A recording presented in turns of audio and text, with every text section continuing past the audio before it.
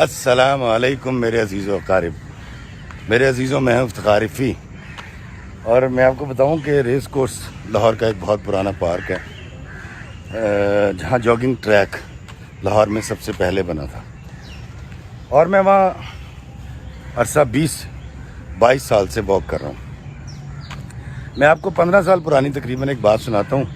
میں جب وہاں واک کیا کرتا تھا، سٹارٹ کی تھی، تو وہاں ایک کوئی 90 سال کے ایک سفید رنگ کے بوڑھے، ان کے سفید بال تھے اور کلین شیو تھے وہ، اور ایک اپنے وہ سوٹ پہن کے آتے تھے 2 پیس 3 پیس، اور اسی رنگ کی انہوں نے کیپ پہنی ہوتی تھی، اور ان کے ساتھ ایک بڑی خوبصورت ایک بڑھیا تھیں جو ان کی بیگم صاحبہ تھیں، اور وہ اسٹک پکڑ کے واک کیا کرتے تھے بڑے آہستہ آہستہ، اور وہ جب بھی میرے پاس سے گزرتے یا کسی کے پاس سے گزرتے تو بڑی پاٹدار آواز میں کہتے تھے السلام علیکم، تو ہم سارے جواب دیا کرتے تھے وعلیکم السلام۔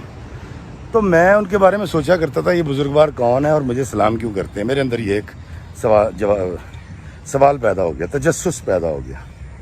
دوستو، ایک دن میں واک کر کے آگے اسٹڈی میں بیٹھا، تو وہ دونوں میاں بیوی اسٹڈی میں بیٹھے ہوئے تھے اور انگریزی اخبار پڑھ رہے تھے، ریس کورس پارک کی اسٹڈی جو تھی۔ میں ان کے وہاں جا کے بیٹھا تو انہوں نے مجھے دیکھتے ہی اتفاق سے کہا السلام علیکم۔ میں کہا جی وعلیکم السلام۔ میں ان کے پاس بیٹھا تو مجھے بات کرنے کا موقع ملا، تو میں نے کہا سر، میں آپ سے پوچھنا چاہتا ہوں، آپ ہر گزرتے شخص کو جو آپ کو کراس کرتا ہے واک کرتے ہوئے، آپ سلام کیوں کرتے ہیں؟ آپ تو مجھے نہیں جانتے، مجھے بھی سلام کرتے ہیں، اور میں عمر میں آپ سے بہت چھوٹا ہوں۔ انہوں نے بڑی خوبصورت بات بتائی جو میں آج آپ کے ساتھ شیئر کروں گا۔ وہ کہتے ہیں کہ میں ایک بڑا ریٹائرڈ فوجی افسر ہوں، اور میں نے 65 کی جنگ بھی لڑی، اور میں نے ساری جنگیں لڑی جو پاکستان میں ہوئیں، اس سے پہلے کی بڑی ایک ہسٹری تھی ان کی۔ اور وہ کہتے ہیں کہ جی میری بڑی عزت تھی اور بڑا احترام تھا، اور آج بھی ہے، لیکن میرے اندر ایک بری عادت یہ تھی کہ میں ابیوز کیا کرتا تھا، مجھے گالی دینے کی عادت تھی۔ تو کہتے ہیں کہ میں نے 70s کے آخر میں جب ڈرائیور کی عموماً تنخواہ جو ہے وہ 700-800 روپے مہینہ ہوتی تھی، کہتے ہیں میں نے ایک ڈرائیور رکھا جس کا نام صابر تھا۔ وہ ایک گاؤں سے آیا تھا، ایک نوجوان اور بڑا ماہر ڈرائیور تھا۔ تو میں نے اس کو نوکری پہ رکھا اور میں نے اس کی تنخواہ رکھی 1600 روپے مہینہ۔ اچھا، صرف 1600 روپے مہینہ تنخواہ نہیں تھی، بلکہ صابر کو اور اس کی بیوی بچوں کو انیکسی میں انہوں نے رہنے کے لیے جگہ بھی دے دی، اور 2 ٹائم کا کھانا بھی کوٹھی سے ہی جاتا تھا ان کی۔ تو وہ کہتے ہیں کہ جی میں نے صابر کے ساتھ بھی وہی رویہ رکھا جو میں لوگوں کے ساتھ رکھتا تھا۔ صابر میرے پاس کو 5 سال رہا، بڑا اچھا تھا، نظر جھکا کے رہتا تھا، اور مطلب کوئی سیکرٹ آؤٹ نہیں کرتا تھا، کیونکہ سیکریسی بھی ہوتی ہے انسان کی۔ لیکن میں کچھ عرصے سے دیکھ رہا تھا اس کی کچھ نظریں بدلی ہوئی تھیں۔ تو ایک دن ایک بڑا سرکاری تقریب تھی جہاں سے میں بڑی تعریفیں بٹور کے جب گھر واپس لوٹا ہوں، رات کا وقت تھا، دیر ہو چکی تھی، تو اس نے گاڑی جب ریورس کی تو وہ گملے سے ٹکرا گئی اور گملہ ٹوٹ گیا۔ کہتے مجھے بڑا شدید غصہ چڑھا، اور میں نے اس کو غصے کے عالم میں بہت برا بھلا کہا، اور میں نے جو میرا انداز تھا میں نے اس کو ابیوز کیا۔ کہتے صابر نے 2 بار مجھے کہا صاحب جی گالی نہ دیں، خدا دا واسطہ گال نہ کڈو، لیکن میرا غصہ اور تیش عروج پہ تھا۔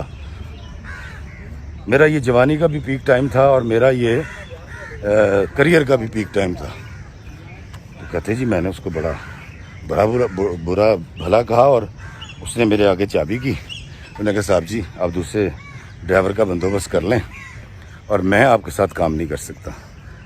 کہتے میں نے سوچا کہ بکواس کر رہا ہے، اتنی آسائشیں، اتنی تنخواہ اس کو کہاں ملنے والی ہے، یہ تو اس دور کی 18ویں اسکیل کے افسر کی تنخواہ بھی نہیں تھی اتنی۔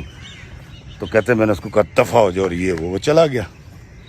کہتے میں جا کے سو گیا، اور مجھے امید تھی کہ صبح ہوگی، یہ آئے گا اور آ کر مجھ سے سوری کرے گا اور معاملات ختم ہو جائیں گے، کیونکہ میں ہمیشہ گالی جو ہے وہ دل سے نہیں دیا کرتا تھا. میں تو بڑے مان تران سے گالی دیتا تھا اور مجھے بڑا یہ یقین تھا کہ میں جو گالی دیتا ہوں یہ میں بڑے اپنے لوگوں کو دیتا ہوں, اپنوں کو. تو کہتی صبح کو جب میں اٹھا اور میں نے کہا جی صابر کو بلاؤ, تو پتہ یہ چلا کہ صابر تو رات کو ہی کسی وقت ریڈی لایا تھا, سامان اس نے اس کے پر لادا اور چلا گیا. کہتے میں بڑا حیران تھا یہ کیسے ممکن ہے, اتنی بڑی تنخواہ اتنی آسائشیں چھوڑ کے وہ کیسے جا سکتا ہے. اس کو افسران سے تحفے بھی مل جایا کرتے تھے اور وہ جہاز میں بھی سفر کر لیا کرتا تھا میرے ساتھ کئی بار. کہتے میں نے پتہ کروایا تو مجھے کوئی مہینے بعد پتہ چلا وہ دھرم پورے کے پاس کسی جگہ پر رہتا ہے. کہتے میں اور میری بیگم صاحبہ ہم گاڑیاں بیٹھے وہاں پہنچے. صابر کی بیوی نے اتفاق سے استقبال کیا. تھوڑی دیر بعد صابر بھی آ گیا اور بڑا خوش ہوا اور اس نے ہمیں چارپائی پہ بٹھایا, چائے پلائی. تو میں نے اس سے کہا کہ تو نوکری کیوں چھوڑ کے آ گیا؟ اس نے کہا صاحب جی وہ بس جانے دیں. اس نے کہا نہیں مجھے بتاؤ تم نے نوکری کیوں چھوڑی ہے؟ انہوں نے کہا جی آپ گالی دیتے ہیں جو مجھ سے برداشت نہیں ہوتی. اس نے کہا بے وقوف تو نہیں ہو تم جانتے ہو کہ میں گالی کس کو دیتا ہوں؟ میں ہمیشہ گالی اس کو دیتا ہوں یا برا بلا اس کو کہتا ہوں جس کو میں اپنا سمجھتا ہوں. تو صابر نے کہا کہ باؤ جی اگر آپ اپنوں کو گالیاں دیتے ہیں تو پھر آپ مجھے غیر سمجھیں. مجھے گالی اچھی نہیں لگتی. میرے پاس کچھ نہیں ہے لیکن میرے پاس میری عزت نفس ہے جو میں کسی کے ہاتھوں پامال نہیں کروا سکتا. کہتے میں بڑا حیران ہوا. میں نے کہا یہ پاگل آدمی ہے, اس کا دماغ سیدھا ہو جائے گا جب یہ بھوکا مرے گا. تو میں نے اس سے پوچھا نوکری کیا کرے؟ اس نے کہا باؤ جی کوئی نوکری نہیں ملی ابھی تک, تو ابھی دیکھتے ہیں اللہ جس طرف لے جائے گا وہاں چلے جائیں گے. تو کہتے میں نے اس سے کہا کہ اچھا تم ایک کام کرو, تم واپس آؤ نوکری پہ, یہ سامان سارا باندھ کے کھا رہا ہو اور میں تمہاری تنخواہ 2000 روپے مہینہ کر دیتا ہوں. اس نے کہا نہیں باؤ جی میں 2000 روپے نہیں چاہیے. آپ مجھ سے یہ وعدہ کر لیں کہ آپ مجھے گالی نہیں دیں گے, ڈانٹیں گے نہیں, تو آپ مجھے نا 800 روپے مہینہ میری تنخواہ کر دیں لیکن مجھے میری عزت لوٹا دیں جو مجھے میرے اللہ نے اور سوسائٹی نے دے رکھی ہے. وہ صاحب کہتے ہیں جی کہ میں نے کہا تم بے وقوف آدمی ہو اور بھوک تمہاری اکڑ نکال دے گی, تمہارا دماغ صحیح ہو جائے گا اور تم آؤ گے. یہ کہہ کر کہتے میں وہاں سے واپس آ گیا. کہتے جب 10-15 دن صابر نہیں لوٹا تو میں نے گاڑی نکالی اور میں وہاں پہنچا تو پتہ چلا کہ صابر تو 5-6 دن پہلے اپنا سامان کسی ٹرک پہ لاد کے نامعلوم منزل کی طرف جا چکا ہے.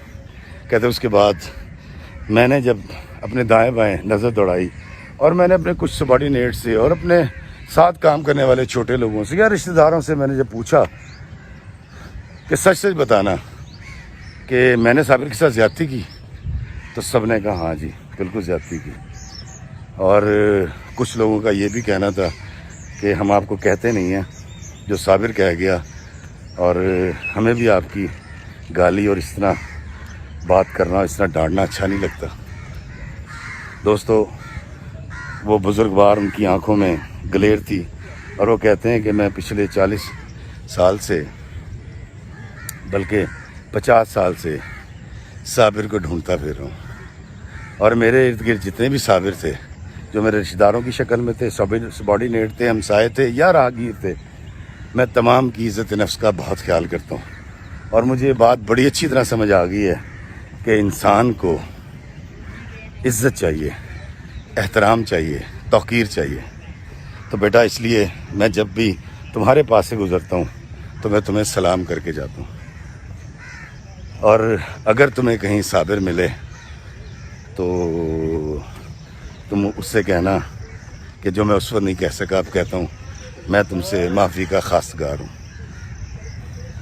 وہ بزرگ چلے گئے دوستوں, ان کو تو ان کا صابر نہ مل پایا, لیکن مجھے یہ بڑا احساس ہوا اور میں نے کھوجنا شروع کیا کہ میرے ارد گرد کتنے صابر موجود ہیں جن کی عزت نفس میں پامال کرتا ہوں, اور یہ کہہ کر کہ یار میں تو گال انہوں کٹنا وا جنہوں میں اپنا سمجھنا وا, تو افتخار فی تو غیر سمجھ لے گال نہ کٹ.